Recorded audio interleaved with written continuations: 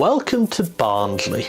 Barnsley has a thriving community today, but also a past to be proud of. A huge part of that past is, of course, its coal mining story. Barnsley has a huge part to play in the coal mining story of Britain, and you can't get any closer to that story than when you're here at the site of Barnsley Main. These buildings here aren't just relics of a time gone by. This is some of the best surviving architecture, some of the best surviving evidence of the coal mining heritage that makes up a lot of the rich history of this local area. But how did it come to be? What's its story? And also, what is the story of coal mining in general? Why is it so important? Why must we remember it? To find out these answers, to quote Julie Andrews, let's start at the very beginning. A very good place to start. Now a town with a population of over 96,000 people, Barnsley had much more humble origins.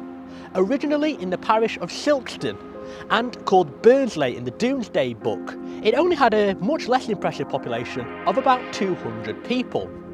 It then started to develop from 1150 when monks from Pontefract Priory built a town where 3 roads met. Then in 1249 it was granted a royal charter, meaning markets could be held. It then flourished as a market town in the following centuries.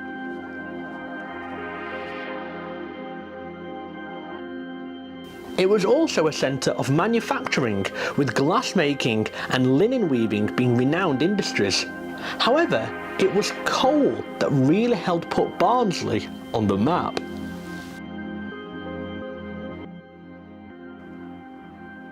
Coal has been a huge part of the UK's culture for much longer than you may think. There is evidence that coal was being used in prehistoric Britain over 5,000 years ago. Then, in the Roman period of Britain, coal was being used to heat places such as public baths or the houses of rich families. In around 1215, coal was being taken from exposed seams in the sea and was being traded in Scotland and northern England. However, coal was being dug directly from the ground as early as the 1300s.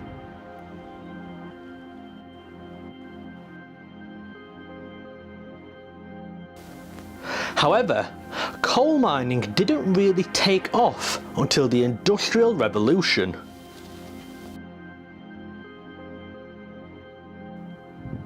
Primitive coal excavation techniques such as bell pits and gin pits were becoming outdated because the need for coal grew so tremendously.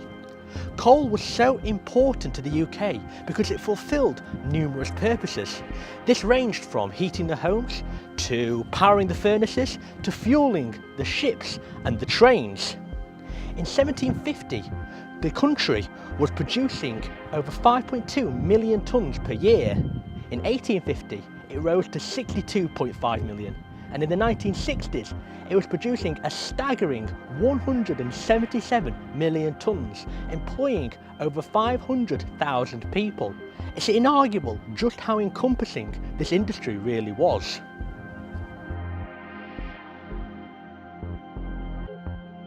Coal had been mined from the South Yorkshire coalfield from around the 14th century, with the Barnsley bed being the most well-known seam.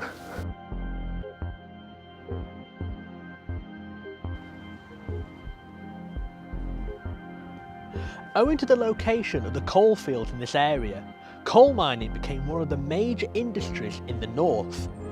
It was also incredibly important for fueling the furnaces of the iron and steel factories that made here the industrial powerhouse that it once was.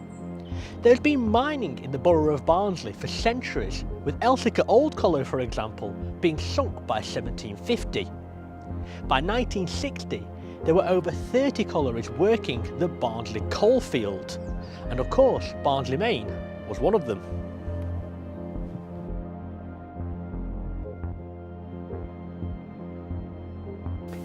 This site is of great historical significance nationally and internationally for the complete nature of the structures here. One of the most recognisable parts, the steel headstock, comes from after 1947. The brickwork of the engine house dates back to different periods, with some stretching back as far as the early 1900s. Other notable places to see here are the tub tracks, which would have taken timber to the engine house. Pit ponies were vital for pulling the tubs. Speaking of timber as well, there's also the timber yard here. The timber would have been stacked here and then taken in the tubs to the mine to be used to prop up the tunnels to stop them from collapsing. There's also the muck stack, which was the place where waste and muck from the pit would have been put. It's been planted with oaks in recent times and provides a home for the local ecosystem. There has been deep mining on this site since the 1830s. In 1824, the Barnsley Mining Company sank its first shafts. It was originally known as Oaks, given the number of oak trees that were nearby. In 1889, it was purchased by Dan Rylands, a local glass bottle businessman. It was at this time it was known as Rylands Main.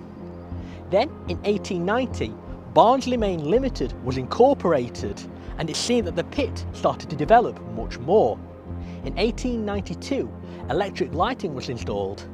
In 1904, coking ovens were installed. It seemed like the pit was always on the up and up.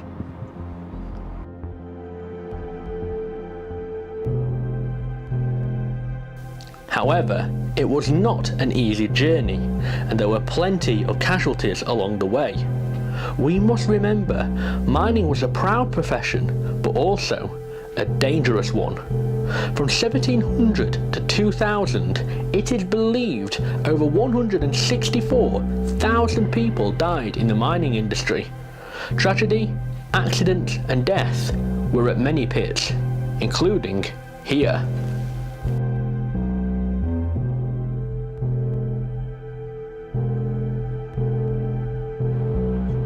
Mining was a very dangerous job owing to several threats, ranging from immediate threats such as tunnel collapses and long-term issues such as respiratory diseases.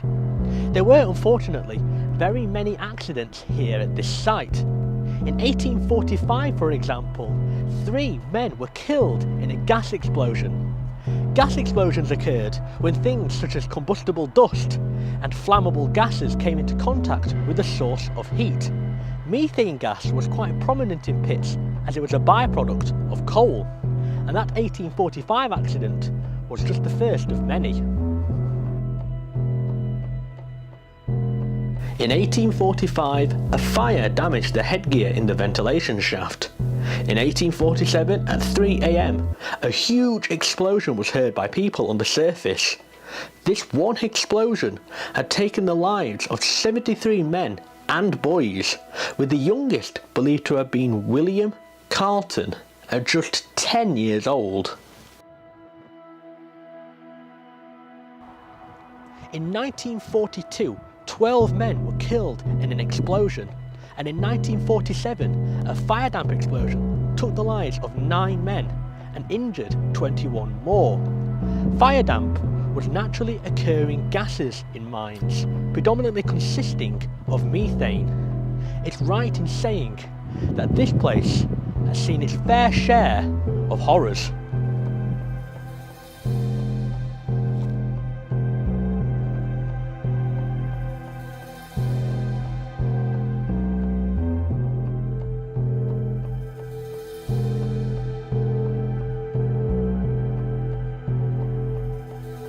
There was also the nearby Huskar Pit Disaster, which saw 26 children drowned in the Huskar Pit, aged between 7 and 17, after heavy rainfall and a stream had burst its banks.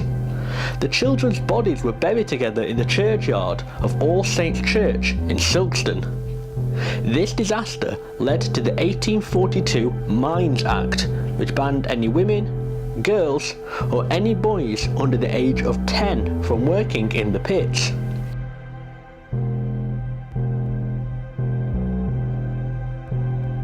Here at the Barnsley Main site, however, around 28 years later, one of the darkest times in Barnsley's story was about to unfold. The Oaks Colliery Disaster of 1866, the deadliest mining disaster in English history.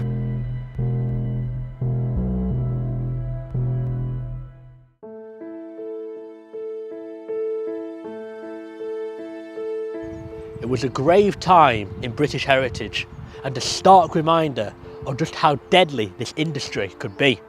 Now, Oak Colliery was already infamous for being an unsafe and gassy mine. In fact, in 1856, the workers from here went on strike over the unsafe conditions. Nevertheless, work continued, and on the 12th of December 1866, the workers paid the highest price for the dangerous conditions. A fire damp explosion tore through the pit at 1:15 p.m, causing mass destruction and death. However, this was the first day of misery for the communities, as rescue efforts in the following days brought disaster with them as well. On the 13th, a party of volunteer rescuers descended into the colliery to try and save lives. In that party was a certain Parkin Jeffcock, a mining engineer, who died when another explosion occurred. On the 14th, another rescue party went in to save the sole survivor of the group that Parkin went into the colliery with. More explosions happened in the colliery over the course of the next few days. Matthew Hay, the night fireman, actually saved 90 more lives when he stopped the people from going into the colliery after noticing a change in wind, which led to poor ventilation and even more explosions.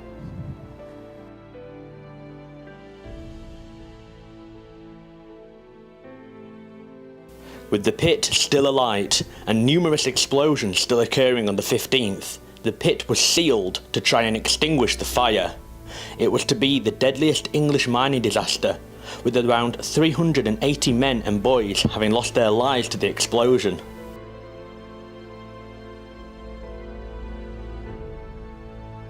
The nearby Ash Row saw every house but one lose at least one family member. There was a memorial erected in 1879 and paid for by public subscription, located at Christ Church in Ardsley.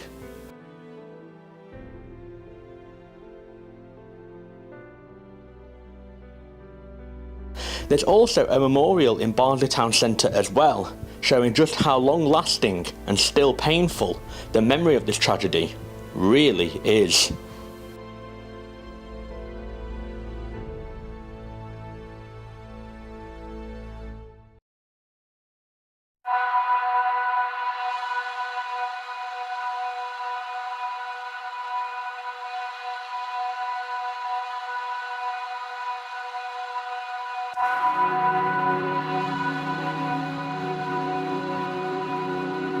The Great Depression hit and the Hoyle Mill section of the site was closed.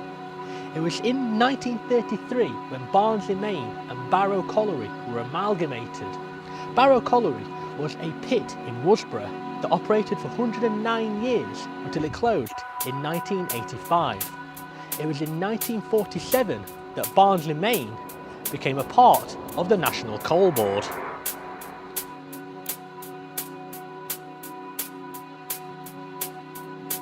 In the First and Second World Wars, the coal mines were taken under government control. Given how important coal was to the nation, it is no surprise that there was a shortage following the Second World War. The Coal Industry Nationalisation Act of 1946 saw the creation of the National Coal Board. Freezing weather and fuel shortages saw a tremendous energy crisis in 1947.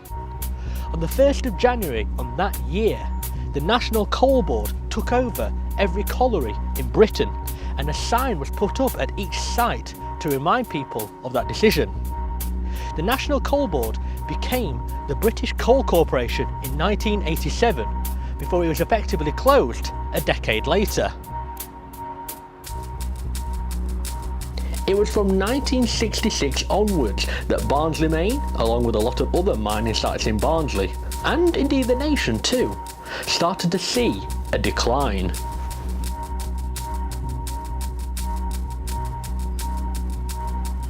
It temporarily closed in 1966 before being reopened yet again in 1970 to gain access to Barrow Colliery. Ultimately, however, Barnsley Main stopped production in 1991, in the same year that the Soviet Union collapsed.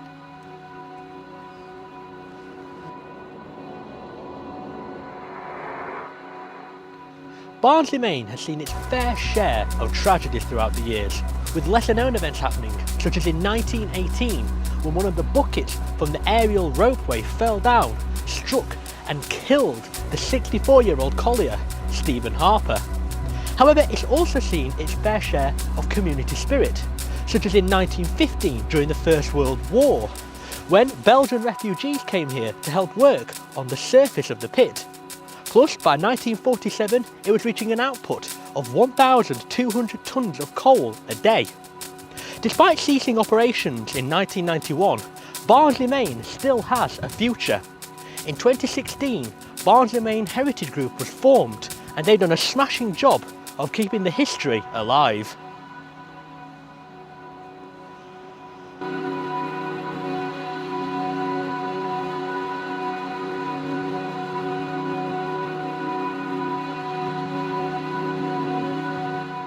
I work on the land mainly, cutting the grass, cutting the trees down, planting trees and generally tidying up and doing stuff like that.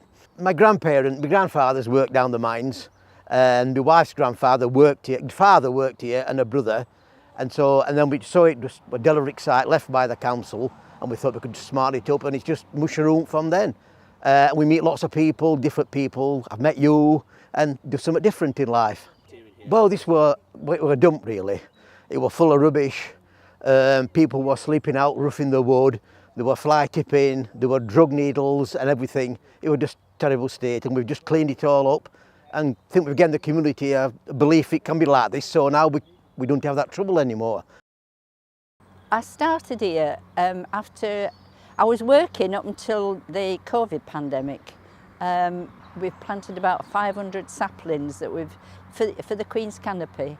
I think it's for the Queen's Canopy. So we've planted loads and loads of baby trees all around. We're just waiting for them to come up. And I think in my lifetime I might not see much of them, but hopefully we will. Well, this is where Alice and I normally work up there. We've done quite a lot of planting up there, and they've made fences as well, small fences dividing each garden off. So we've got poppies in one garden, we've got herbs and vegetables in another, and not vegetables, fruit in another one. And we've planted a hell of a lot of bulbs, different bulbs, and they're coming up, so it's lovely to see that growing. When I retired, I needed a bit of something else to do. You can only play so much golf and go on holiday, so I come down here a couple of times a week. I like volunteering bit, I like helping out. In winter, we do edging and laying and cutting dead trees out, and then in summer it's a full-time job just maintaining grass and footpaths and making sure everything's safe. So yeah, I don't always get twice a week, but I try to get as much because as I told you previous, we're getting very short of volunteers, so we do need volunteers. On the ground, we've got plenty, you know, we've got great admin team who do a fantastic job, but we need, you know, bodies on ground to help us out, and that's what we're looking for now. You know, and obviously we've got youngsters coming every so often, scout groups come, Better Lives come down here, so it's a safe place, it's lovely. And we'll also be teaching kids the history of the area. They get taught all sorts of history at school, but not much about their heritage. I'm only the second generation of my family in 20 generations who's not been a miner. So mining plays a big part in my history. So I'd like to give a bit back for them, for my forefathers. But, you would never get me down that mine. It's a great place, this, it really is. I knew some of the people that come here from other volunteering I've done, and I was on with another group and we came up for a walk around the site, and then I realised I had a few hours free on a Thursday morning, so I thought, I can come along and just help out, because I live quite locally, but it's nice to keep the heritage and everything going and the site, so I like that sort of thing, so I just got really involved. But I mean, I only come like on, you know, for a couple of hours each week, but they say every little helps, doesn't it? Mainly it's planting, weeding, clearing the site. We've done some willow weaving up at the top, just litter picking as well. I brought my little granddaughter over with me when she was here, and we went round and she really enjoyed it. It's like splashing in the puddles the most, but it's just keeping the site maintained really, and hoping to green it out and sort of like make it better with all the trees and the plantings. We had a lady that came up to do something else, and it turned out that her ancestors was one of the first people here, and he'd come from Wales, and it was really amazing. It tied in with the disaster that happened here as well. So it's just sort of like renewing them people's memories, and sort of like hopefully the next generation, let's say my grandchildren, they've come, but my husband's family's from a mining community, so they'll learn that heritage, that this is what they did and everything, and this is where the land that they worked on. So it's really important. And of course, the memories of those involved with Barnsley's mining heritage are vital to telling the story as well. I started at the number 2 side in 1981, and then in 1985-86 I moved across to the number 4 side. I was employed at Colliery in Worsborough as an electrician. I was promoted to electrical shift charge engineer and moved to this site. This site, when I was here, this were our offices as such. We had the electrical office, the electric shop, the electrical underground deployment. Then on the top there were the deputy engineers offices for the mechanical and the under manager. So it was a small site, very compact. We had the 2 shafts that you can see, the caps. One were the left-hand side were a pumping shaft, and the right-hand side were actually plated over, and we used to use it as a car park. So the pumping from the old oak shaft happened every day, and we knew if the pumps weren't working because the water would ingress into our main shaft here, and we'd all get wet through when we were riding the shaft. So we wanted to make sure that the pumps were working and everything. I've worked in the engine house here, I've been underground here, but I was never a regular traveller, first of all on buses on the surface from Barrow to here, and then on the underground paddies, as we call them, underground trains. I've worked underground in many aspects. I've crawled through sewers, I've crawled through coal faces. Underground here, the tunnels were large in most cases. The floor was a bit uneven. There were railway tracks, but unlike these here, all the sleepers were exposed, so you had to try and get into the habit of stepping on a sleeper, not between the sleeper or anything like that. But they weren't at a very good width apart to be able to step very easily. Most of the tunnels were arched, so if you were walking and the tunnel side was at that side close to you, because a conveyor belt was here, you tended to be walking a bit like that. Then others, some of the tunnels were large and square or rectangular, so commuting underground wasn't very bad. Believe it or not, a lot of walking was done in coal mines for miles and miles, but whenever you could, you did an illegal ride on the conveyor belt. second class riding is better than first class walking, or whatever the way you want to put it. Some people put it the other way. My father, John Atkinson, was under manager here in 1947 when I was born. However, his story down the pits begins in 1930, aged 14, when he goes to work as a pony driver. That was at Warncliffe Silkstone Pit. He was a haulage hand, then a borer, then a machine man, and then a deputy. And it was then that he moved to Barnsley Main. In May 1947, there was a big accident here, and he was involved going down the colliery afterwards to see how it had happened and what damage there was.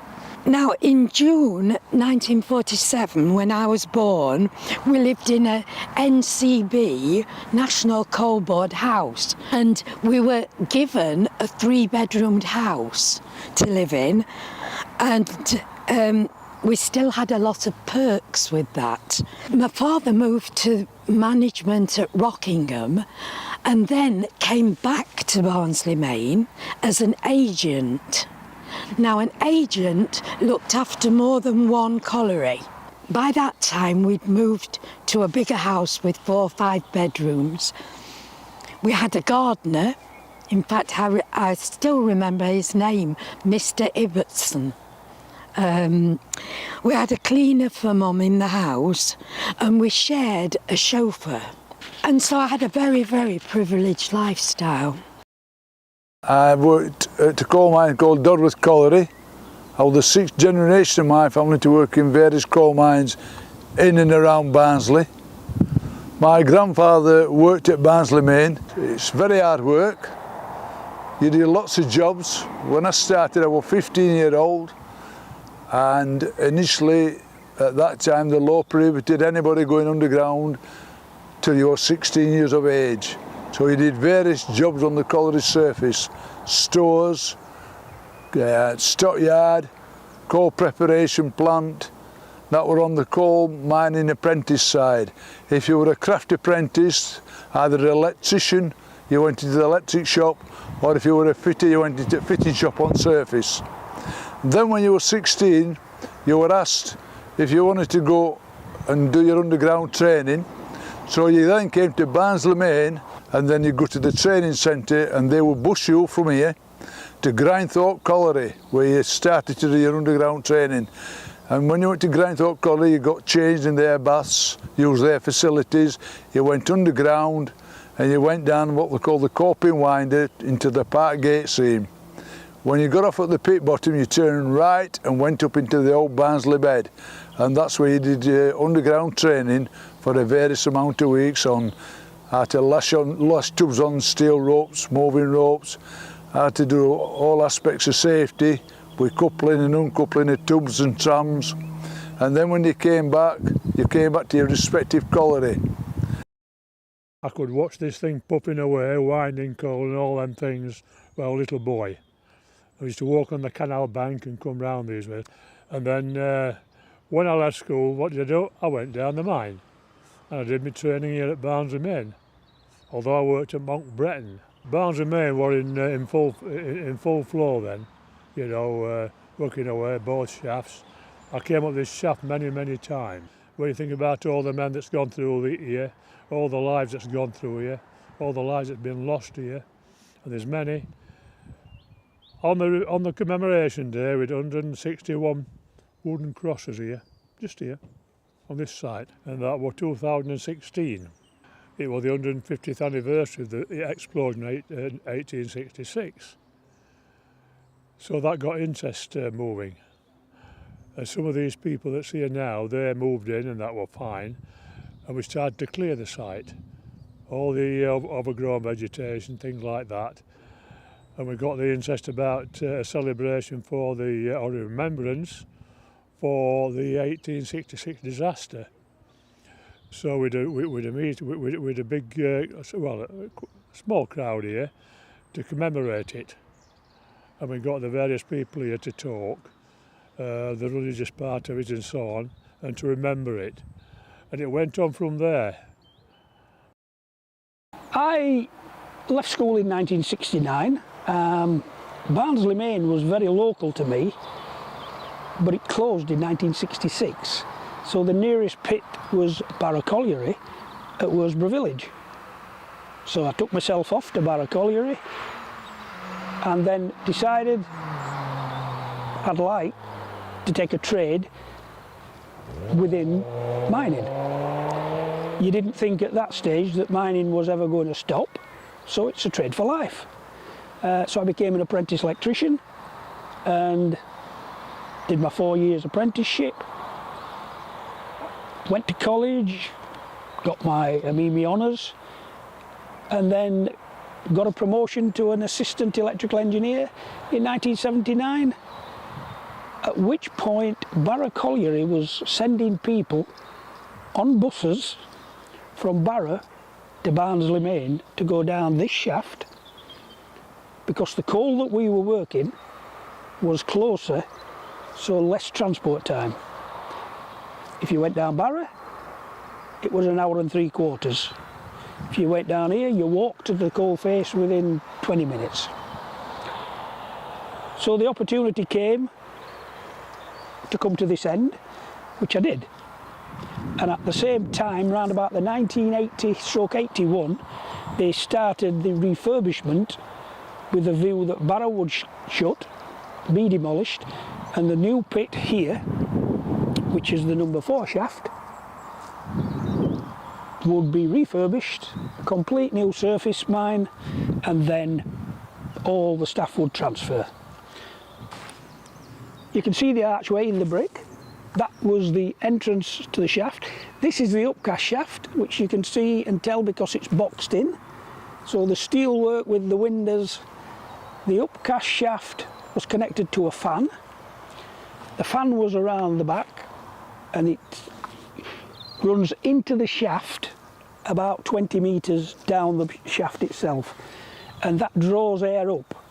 Now if it wasn't boxed in, you'd get a short circuit of air, it'd suck it from the outside here. So that archway there was covered in roughly to where we are here, and materials being sent down the pit, and the men used to go into airlocks which was built out here. So you'd go through the first door. When you got material in, or when you got the people in, that door was shut behind you, the inside door opened, and you'd pass to the shaft side. Basically, it was working 24 hours a day. When it wasn't winding men, the materials were going down the shaft at this side. And when the empty tubs came out, they went out of the back and around that way to go back up there to be refilled and come back down. So, hive of activity.